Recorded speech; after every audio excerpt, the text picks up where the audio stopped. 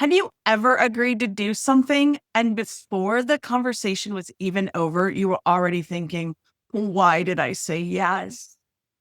Oh my gosh. Or you hang up the phone and you're instantly annoyed and the other person hasn't even done anything wrong.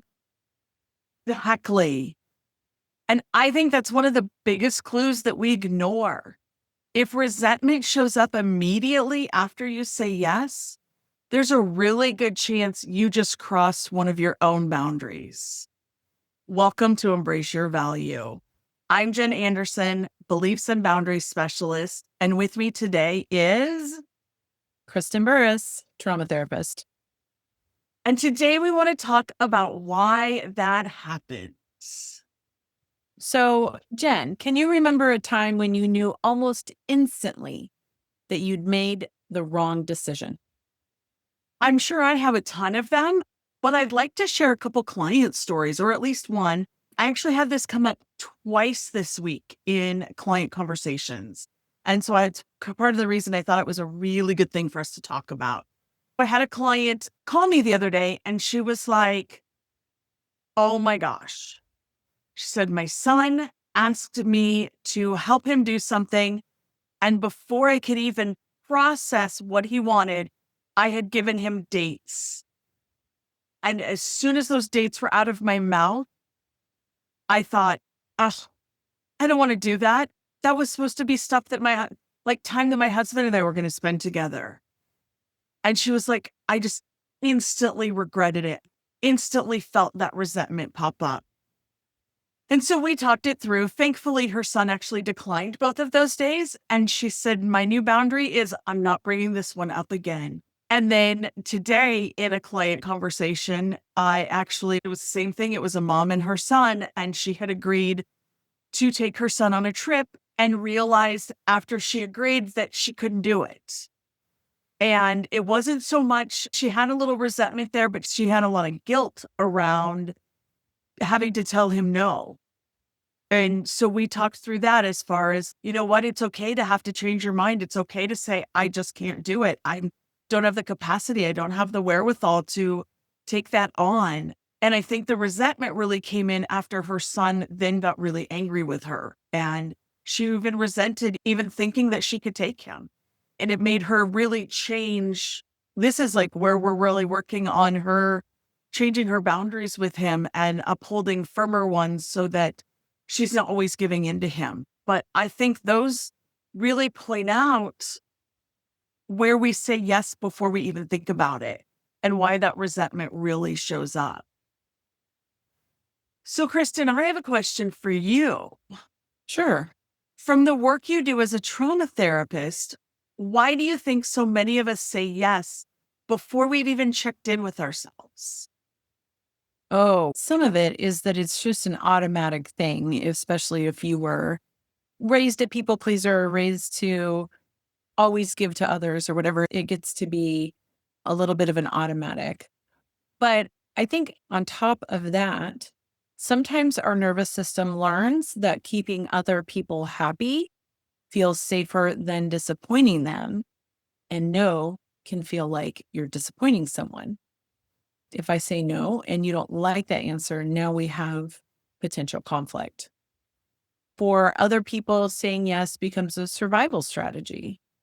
And sometimes we just don't react or respond out of intent, just out of automation. Yeah, I agree 100%. And I think those are all really key. And keeping people happy, that's also something I talk a lot about is owning other people's emotions and how we don't always have to do that. I know for me, I used to really think resentment meant that I was being selfish.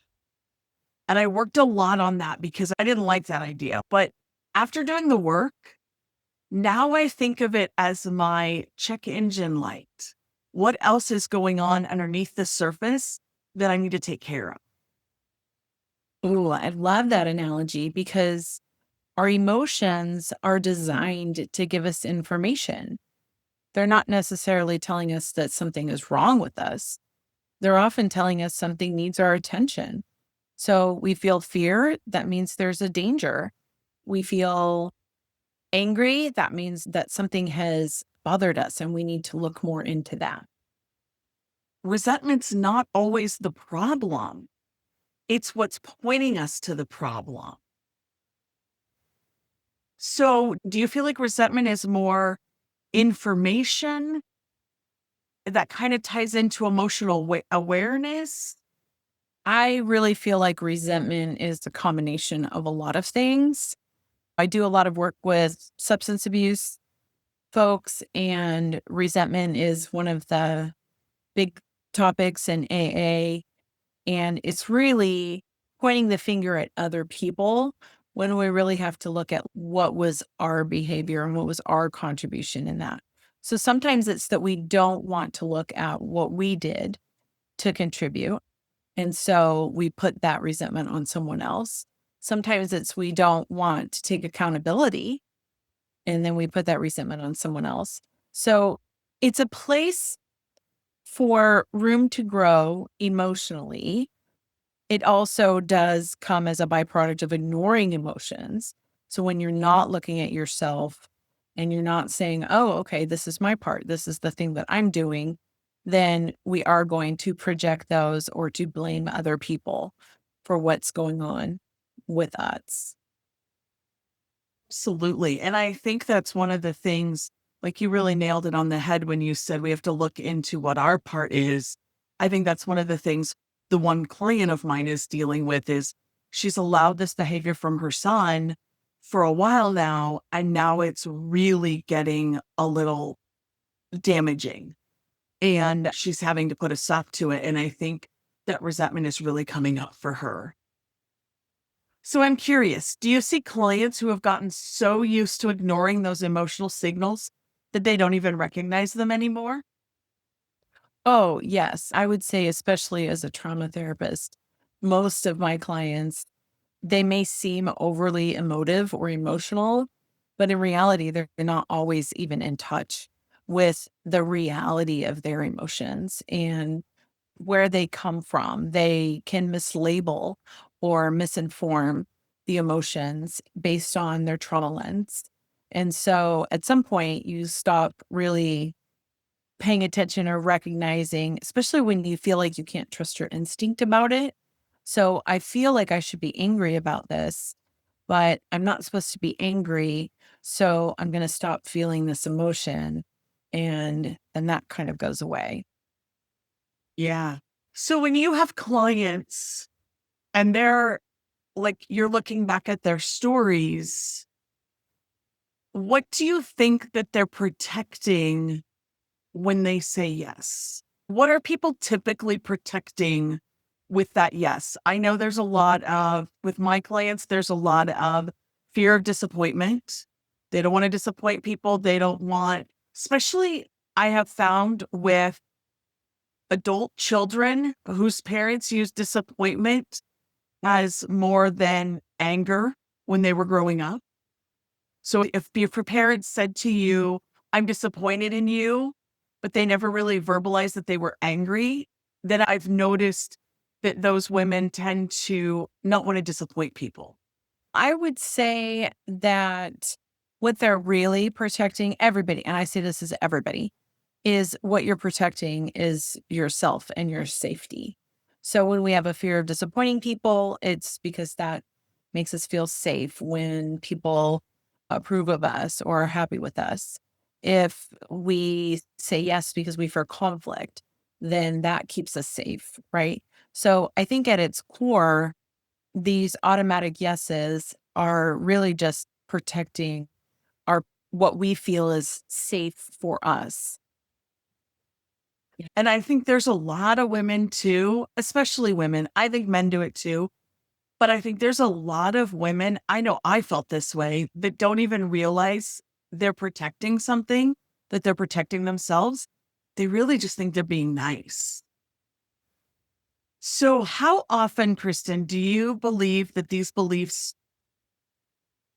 So, Kristen, how often do these beliefs start much earlier than than people realize? Oh, I would say almost always it starts early in life, especially in childhood. Your example. was very common is that when people say they're disappointed in you, and that begins your story of if I don't do what people want, they will be disappointed in me and I will feel bad.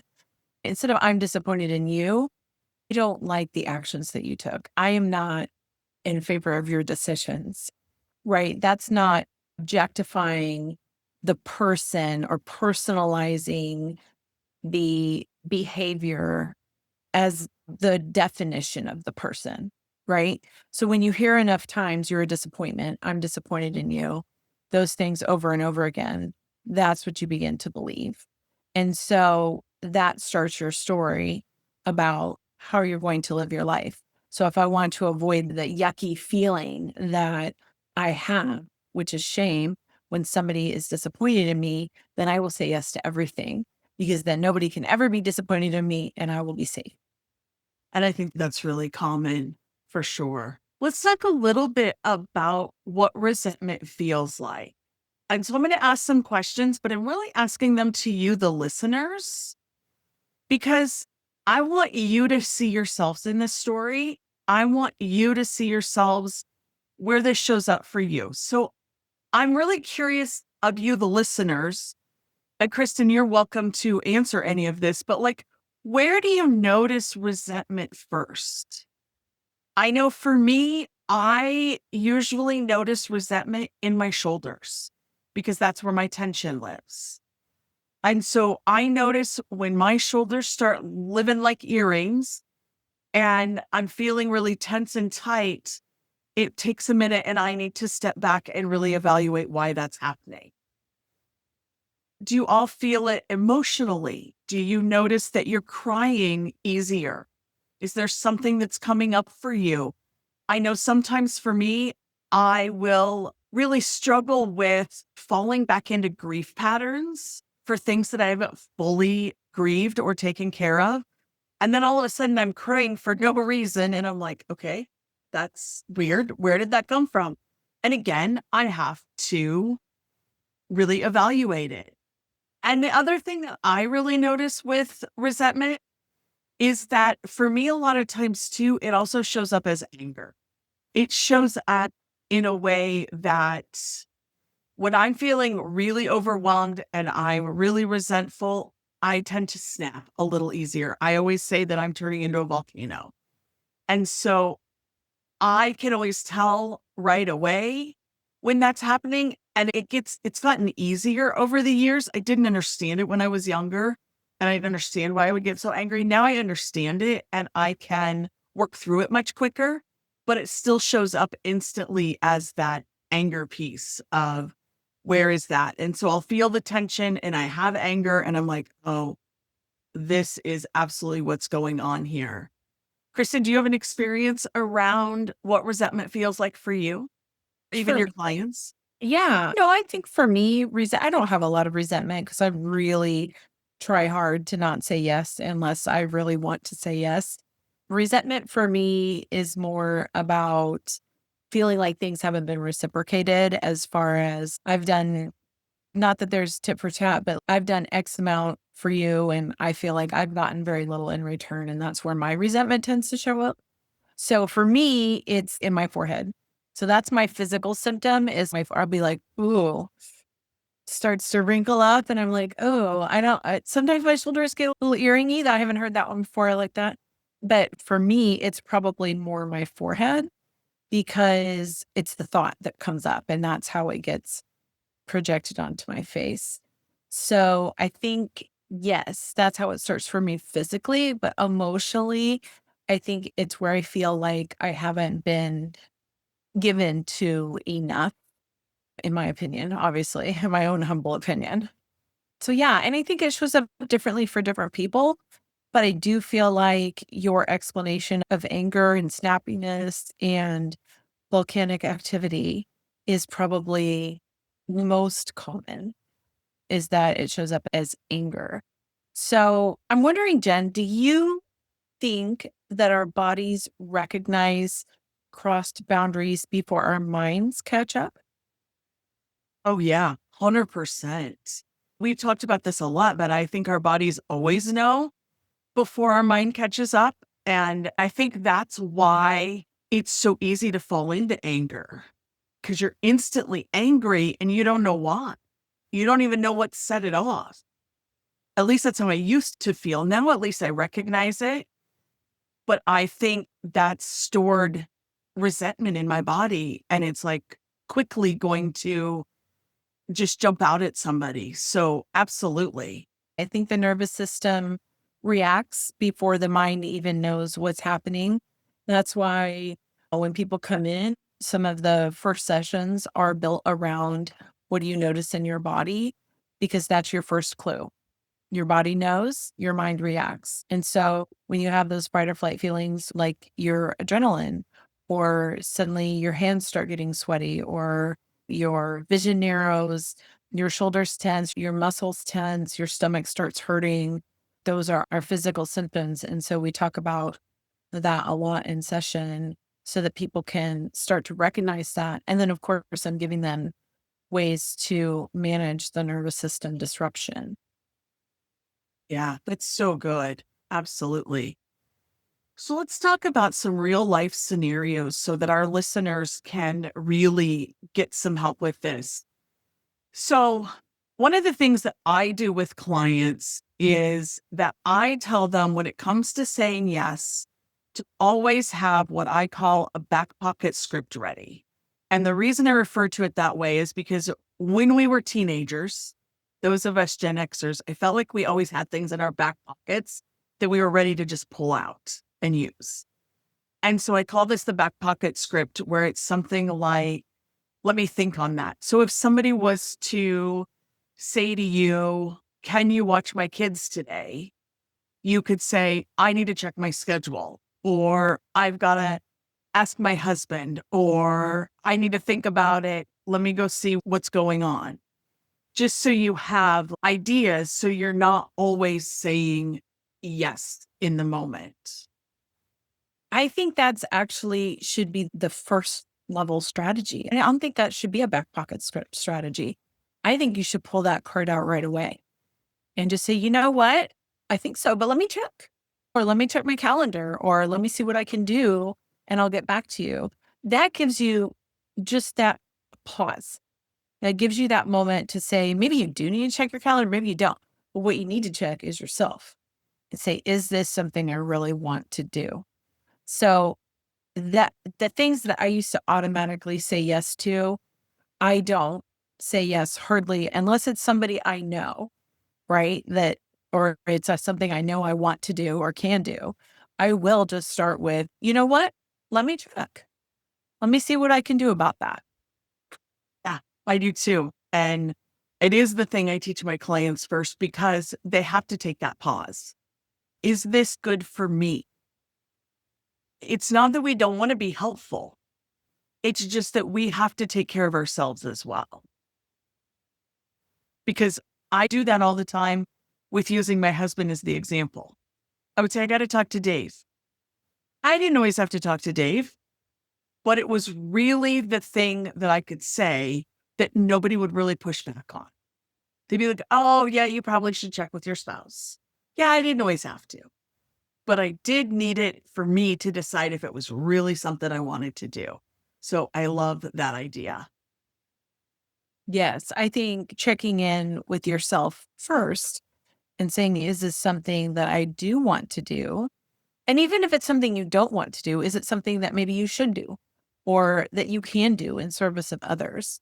Right? I do a lot of things I don't want to do because know that person needs it, or I know that person could use this service or whatever. So I don't do things that I don't want to do lightly, if that makes sense. 100%. And I agree completely, because sometimes we don't have a choice. Sometimes we do have to do the thing, but we don't always have to commit on the spot. We definitely can take some time to wrap our minds around it. And that also leads back to resentment, because sometimes when you say yes instantly and you don't take the time to really wrap your mind around it, you do get resentful because you haven't given yourself that moment, that time to work through what it looks like for you. Maybe it's something you need to do for your kids' sake, but it involves an X. And so maybe you just need to take a little time to really wrap your mind around that. Visualize it for yourself so that you know what you want to do in the moment, get clarity around it so you know where it's at. There's nothing wrong with that. This is how you become a well-rounded person and you really add value to other people's lives. But you can take that time for yourself and then come back to them and say, yes, I want to do that. Absolutely. And then what we have to do if we do decide to say no, then we have to set boundaries. And I think we've done enough talking about boundaries. We know that's the hard part. And it's not really even because of the other person. It's hard sometimes because of the conversation we have to have with ourselves afterwards. Yeah. And there's a lot that come up when you set boundaries. There's guilt. There's the guilt that shows up that you don't need because you're doing something different. And so that's the reason it shows up. That's why I say you don't need it, because it just shows up because you're doing something different and your nervous system doesn't understand. It hasn't caught up yet. But then there's also the guilt that we associate with people who push back on our boundaries that make us feel like that we always say they make us feel guilty, which is really us trying to regulate their emotions and taking on their stuff when we don't need to. So guilt's a whole ball of wax that we've done a few episodes on, I'm pretty sure, but we do a lot. Kristin is great at talking about shame because they are different, and she's got a really great handle on shame. So I'll let her talk about that one. So the easy way to remember is guilt is I did something bad, right? Shame is I am bad. So that is more a personalization. It's like at the beginning when I said, when you get personalized that you're a disappointment, then you start taking that on as a characteristic of yourself. Same thing with shame. When you think I am bad, then bad becomes a characteristic of you and you have a hard time letting go of that. I'd rather deal with someone coming in with all the guilt in the world than coming in with even a little bit of shame, because that one is so much harder to dig out because you've made it a part of who you are. So, Kristin, I'm curious on one last thing. How do you help people stay with the uncomfortable feelings that come up from setting their boundaries instead of rushing to fix them? Oh, yes. So I had somebody say something. I was so proud of this client. She's come such a long way. And she said, if I've learned nothing else from therapy, it's that I can get through uncomfortable feelings and not die. And I was It's like, oh my God, beautiful. I know. I love that so much. I was like, if I've taught you nothing else, then let it be that. Because she's going through something really difficult right now. And she's, you know what? I'm going to be okay. And I was like, yes. So sometimes you just have to regulate yourself in the best way that you can through those uncomfortable feelings, right? The more we avoid the uncomfortable feelings, the more power they have over us. The more we let them simmer underneath, the more they can reach up and grab. So we really just have to move through them and move through the discomfort of whatever they are to get to the other side. And now we've taught our nervous system, hey, you can do hard things, right? You can be uncomfortable. And then guess what? We're okay on the other side. So then you start having more and more control over your nervous system. So that is a really great thing for you to take with you is remember, what are you pushing away? What is the discomfort that you're not dealing with? Because if you're not dealing with it, you're causing yourself resentment. So give your nervous system and yourself a chance. Deal with it. And if you can't do it on your own, go ask for help. There are a wealth of people in this world that can help you. It doesn't have to just be us, but you're welcome to come to one of us. There are a ton of people that you could probably talk to that would help you. And so I would say don't sit on those emotions. I think if something is coming up and it feels just uncomfortable, got that dysregulation going on, figure out what it is, figure out what's holding it. And then if it were me, if I were telling you to remember one thing from this episode, I would tell you just to remember to pause. Take the time. You don't have to answer everything immediately.